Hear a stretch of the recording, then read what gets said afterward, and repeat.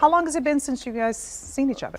For about 6 years. Yeah, for about 6 years. Award-winning journalist Jim Fry, a veteran photographer of more than 40 years, and Jason Valentine, a journalist with more than a decade of reporting under his belt, were the firsts on scene in the town of Yarnell that day. This assignment would become one of the biggest and most frightening either of them have ever covered. June 30th, 2013. What still sticks in your mind to this day? The evacuation and the 200-foot high flames. The winds were howling. We were basically camped. Our live truck, attached to our live truck, was in an area once you immediately to get into Yarnell. It was supposed to be, you know, a nice drive up into the mountains, a cool day, and Fire was going to be out soon. Yeah. Fire's going to be out soon. And the thing that will always stick in my mind is the moment the fire turned, because just this nice, calm, cool day to all of a sudden just these hellacious winds hitting me in the face. You could feel the heat change and the fire. I just moved to the valley as my first wildfire that I was covering. Wow. I didn't even know if I should be scared, so I go into the live truck and I say, hey Jim, knowing his experience, can you pop your head out here and have a look? So when he comes in the truck and tells you, hey, come out here.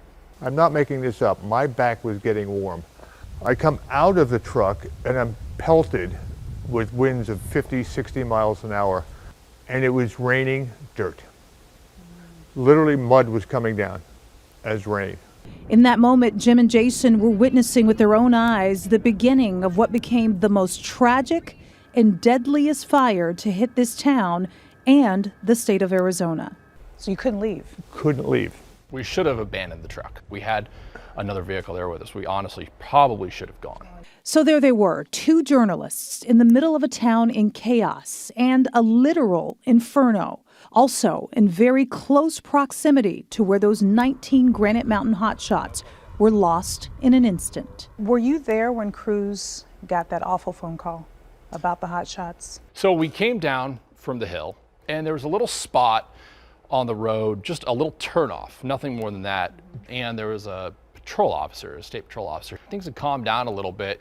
And I walked over to talk to the patrol officer, and his radio was on the emergency channel.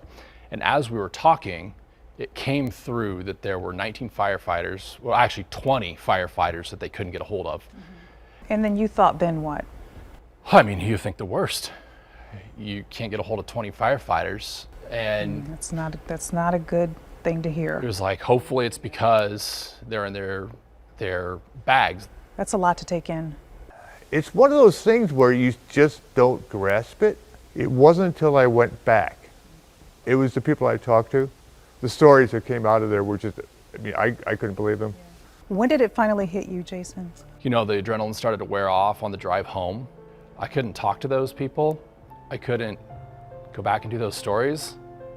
I don't know why I'm feeling a little emotional right now. What was going on?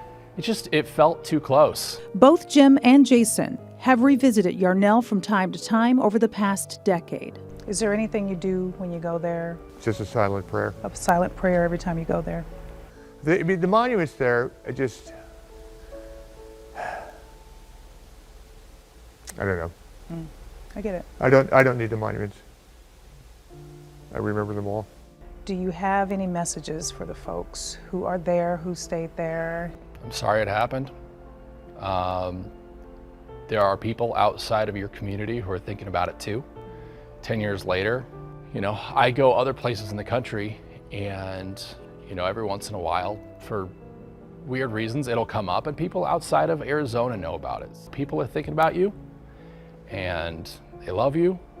And to the victims' families, you know, all these years later, no one's forgotten about you.